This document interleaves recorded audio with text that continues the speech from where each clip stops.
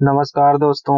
क्या आपकी किसान किताब यानी आपकी जमीन की ऋण पुस्तिका कहीं खो गई है या फिर वो इतनी खराब हो गई है कि अब उसमें कुछ दिखाई नहीं दे रहा? तो देखिए, हम सब जानते हैं कि एक किसान के लिए उसकी किसान किताब कितनी जरूरी होती है। बिना इसके ना तो आप धान बेच सकते हैं, ना ही केसीसी लोन ले सकते हैं और ना ही किसी सरकारी योजना का लाभ उठा सकते हैं। तो आज के इस वीडियो में मैं आपको स्टेप बाय स्टेप तरीका बताऊंगा कि आप घर बैठे या तहसील जाकर अपनी नई किसान किताब कैसे हासिल कर सकते हैं। तो वीडियो के आखिर तक बने रहिए, क्योंकि एक छोटी सी गलती आपका काम अटका सकती है। तो स्वागत है आपका आपके अपने चैनल ऑल इन्फो हब में। अक्सर क्या होता है, जब हम अपनी पुरानी ऋण पुस्तिका को संभाल कर नहीं रखते या कहीं बाहर ले जाते वक्त वो गिर जाती है, तो हम परेशान हो जाते हैं कि अब क्या होगा, क्या हमारी जमीन का रिकॉर्ड खतरे में है?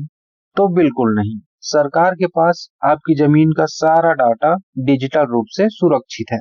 आपको बस एक द्वितीय प्रति के लिए आवेदन करना होता है। तो चलिए जानते हैं कैसे। आगे बढ़ने से पहले आप अपनी डायरी में ये 5 जरूरी दस्तावेज नोट कर लीजिए, क्योंकि इनके बिना आपकी फाइल आगे नहीं बढ़ेगी।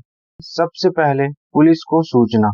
आपको अपने नजदीकी थाने में जाकर एक लिखित शिकायत देनी होगी कि आपकी किताब गुम हो गई है। इसकी एक कॉपी जरूर ले लें, और कई राज्यों में यहाँ ऑनलाइन भी हो जाता है। उसके बाद कम से कम 2 बैंकों का नो ड्यूज सर्टिफिकेट जो आपको बैंक से प्राप्त कर लेना है।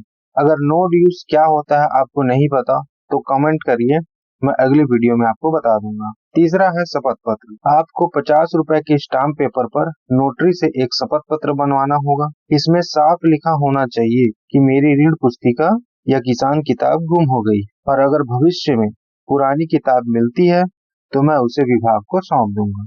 चौथा है जमीन के रिकॉर्ड, यानी अपनी जमीन का B1 या फिर P2 की नकल। ये आप अपने पटवारी से ले सकते हैं, या आजकल ऑनलाइन का जमाना है, ऑनलाइन पोर्टल से भी निकाल सकते हैं। पांचवी चीज है पहचान पत्र, जैसे कि आपका आधार कार्ड और उसकी फोटोकॉपी और 2 पासपोर्ट साइज फोटो। अब जानते हैं आवेदन की प्रक्रिया के बारे में। सबसे जरूरी हिस्सा, फाइल तैयार होने के बाद आपको क्या करना है। तो सबसे पहले अपने हल्का पटवारी से मिलें, उन्हें अपनी समस्या बताएं और वो आपकी फाइल को वेरीफाई करेंगे। फिर पटवारी के वेरिफिकेशन के बाद आपको तहसीलदार या नायब तहसीलदार के नाम पर एक आवेदन पत्र लिखना होगा। आवेदन पत्र के साथ ऊपर बताए गए सभी डॉक्यूमेंट्स लगाएं और उसे तहसील ऑफिस में, राजस्व विभाग में या अपने क्षेत्र में पदस्थ पटवारी हो गए, लेखपाल हो गए, उनके पास जाकर जमा कर दें। यहाँ दोनों ही प्रक्रिया सेम है, बस फर्क इतना है कि अगर पटवारी के पास जमा करते हैं तो आपको कहीं चक्कर काटने की जरूरत नहीं होगी, सारा काम पटवारी करके देगा। और यदि तहसीलदार के समक्ष देते हैं तो आपको तहसील कार्यालय स्वयं जाना होगा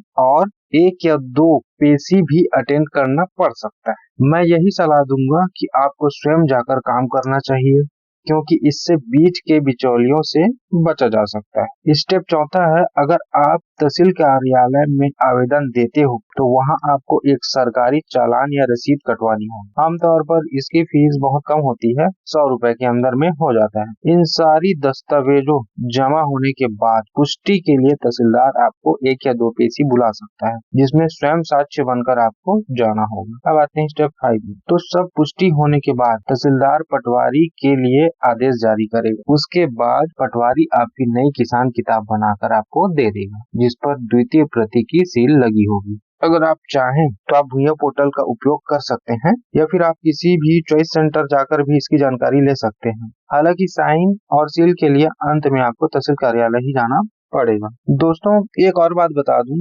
जैसे ही आपकी नई किसान किताब बन जाए, उसकी स्कैन कॉपी या फोटो खींचकर अपने गूगल ड्राइव या ईमेल पर जरूर रख लें। और हाँ, अपनी किताब पर अपना मोबाइल नंबर भी लिख दें, ताकि अगर कहीं वो गिरे और किसी भले इंसान को मिले तो वो आपको संपर्क कर सके। तो किसान भाइयों, उम्मीद है इस वीडियो में आपकी समस्या का समाधान मिल गया होगा। अगर फिर भी आपका कोई सवाल है तो नीचे कमेंट बॉक्स में जरूर पूछें, मैं कमेंट का जवाब पूरी तरह से दूंगा। अगर जानकारी अच्छी लगी हो तो वीडियो को लाइक करें, चैनल को सब्सक्राइब करें और घंटी वाला बटन जरूर दबाएं, ताकि ऐसे ही इंफॉर्मेटिव वीडियो आपको मिलती रहे। तो मिलते हैं अगले वीडियो में, तब तक के लिए धन्यवाद। जय जोहार, जय किसान, जय छत्तीसगढ़।